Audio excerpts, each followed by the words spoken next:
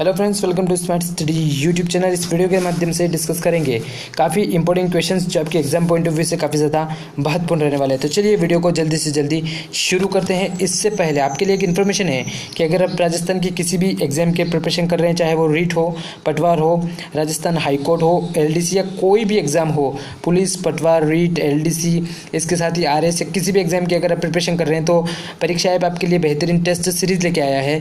तो आप smart RJ40 का कोड यूज़ करते हैं तो आपको 40% तक डिस्काउंट मिल जाएगा। वीडियो के कमेंट सेक्शन में मैं आपको इसका लिंक दे दूंगा, वहां से आप इसको डाउनलोड कर सकते हैं। तो चलिए वीडियो को शुरू करते हैं।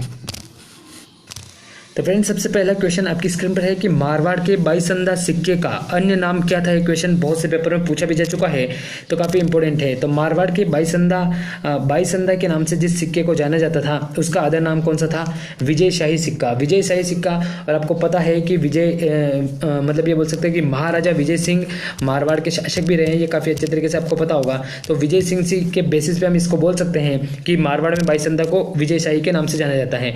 इस वीडियो के अंतर्गत मैं 10 मिनट में 25 क्वेश्चन को डिस्कस करूंगा जो आपके एग्जाम पॉइंट ऑफ व्यू से काफी ज्यादा महत्वपूर्ण रहेंगे।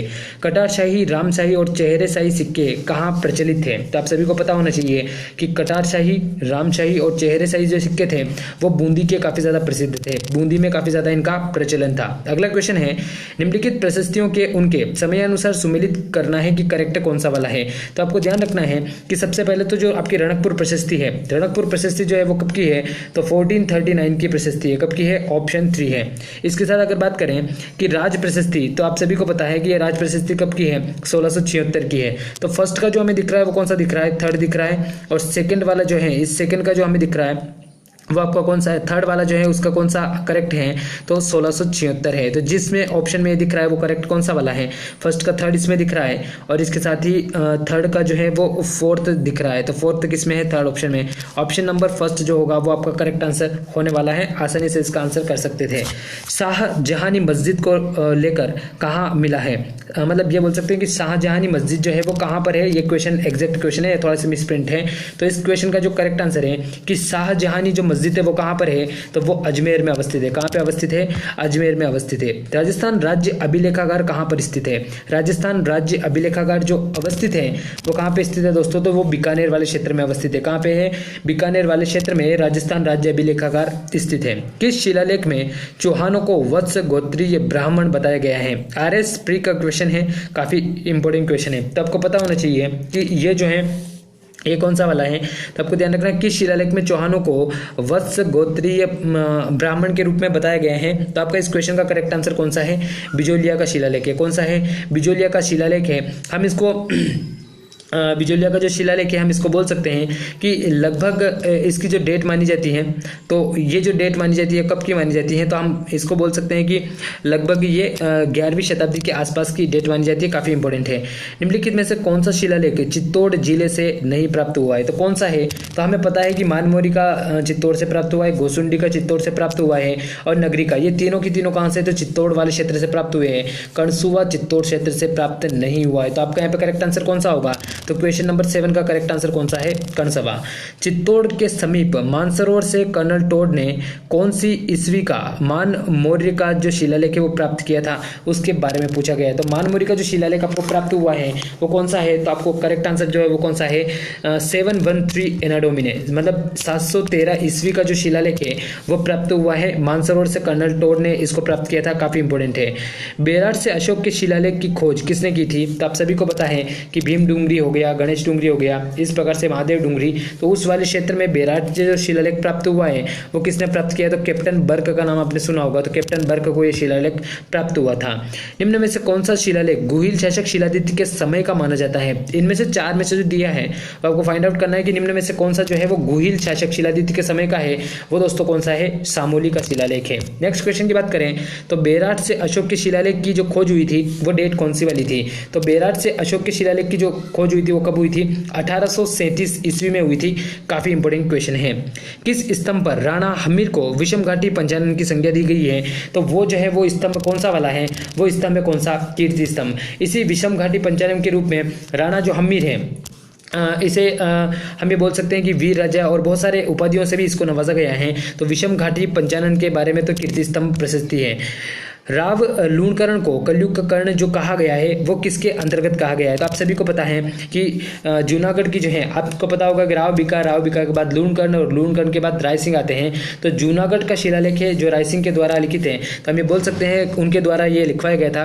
तो राव लूणकर्ण को कलयुग का जो कर्ण कहा गया है वो किस में कहा गया है? रायसिंह प्रशस्ति के अंतर्गत इसको कहा गया है। हो सकता है बैकग्राउंड में थोड़ी सी नॉइस आ रही हो तो प्लीज कोऑपरेट जरूर कीजिएगा। शासकों की यशोगाथा के साक्ष्य कहाँ कहलाते हैं? तो कहाँ क्या कहलाते हैं? तो आप सभी को पता है कि प्रशस्ति पत्र के रूप में जाना जाता है। तो शासकों की यशोगाथा के जो साक्ष्य कहलाते हैं वो क्या कहलाते हैं हमें पता है। मानमौर्य का लेख जो हमने 713 ईस्वी का अभी पढ़ा था थोड़ी देर पहले, तो वो कहाँ से प्राप्त हुआ है? तो वो कहाँ से प्राप्त हुआ है दोस्तों? चित्तौड़गढ़ से। कहाँ से? चित्तौड़गढ़ से प्राप्त हुआ है। तो मानमौर्य का जो लेख है वो 713 ईस्वी का चित्तौड़गढ़ से प्राप्त हुआ है। कुंभाकालीन रणकपुर लेख जो 1439 का है, बूंदी का क्या नाम मिलता है उसके अंतर्गत? तो उसमें जो बूंदी का जो नाम मिलता है वो कौन सा मिलता है? वृदांती के रूप में बूंदी को जाना गया है। किस नाम से?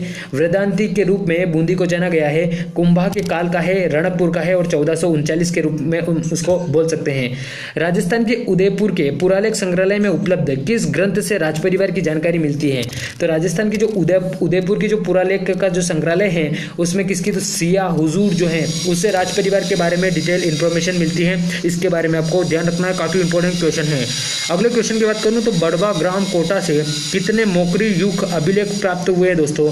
तो आपको ध्यान रखना है कि 3 मोखरी युग अभिलेख प्राप्त हुए हैं। कितने? 3 मोखरी युग अभिलेख प्राप्त हुए हैं। आरपीएससी के द्वारा क्वेश्चन पूछा जा चुका है। राजस्थान में अशोक का अभिलेख कहाँ प्राप्त हुआ है? तो अशोक से संबंधित जितने भी अभिलेख प्राप्त हुए हैं वो कहाँ से? बेरार से हुआ है। और इन्हीं अशोक के अभिलेखों के अंतर्गत गौहत्या को निषेध माना गया है। इस प्रकार से है। बुद्ध की शिक्षाओं के बारे में भी उल्लेख मिलता है और बौद्ध धर्म का अनुयायी था अशोक, तो इसके बारे में भी इंफॉर्मेशन हमें इसी से मिलती है, ध्यान रखिएगा। सीवी जनपद का उल्लेख सर्वप्रथम स्रोत मिलता है। तो सीवी जनपद का जो उल्लेख मिलता है, स से सीवी, स से सिक्के, याद रखिएगा दोस्तों। तो सीवी जनपद का उल्लेख का सर्वप्रथम जो स्रोत माना गया है वो कौन सा माना गया है? सिक्कों को माना गया है। काफी इंपॉर्टेंट क्वेश्चन है। निम्नलिखित में से कौन सा स्रोत चौहान काल के इतिहास की जानकारी नहीं देता है? तो कौन सा स्रोत जो है वो चौहान काल की जानकारी नहीं देता है? आपको ध्यान रखना है, पृथ्वीराज विजय देता है, पृथ्वीराज रासो देता है, बिजोलिया का देता है, लेकिन हम बोल सकते हैं कि घटियाला का जो शिलालेख है वो चौहान के काल के इतिहास की जानकारी नहीं देता है। जयपुर में अधिकांश सांस्कृतिक गतिविधियां आयोजित होती है। तो आप सभी को पता है कि जयपुर में जो अधिकांश सांस्कृतिक गतिविधियां आयोजित होती है वो जवाहर कला केंद्र में आयोजित होती है। काफी इंपॉर्टेंट क्वेश्चन है। पृथ्वीराज विजय की रचना किसने की थी? तो पृथ्वीराज विजय की जो रचना की गई थी, अगर आपको डाउट हो तो आपको ध्यान रखना है पृथ्वीराज लास्ट में क्या आ रहा है? विजय आ रहा है। जय से क्या बनेगा?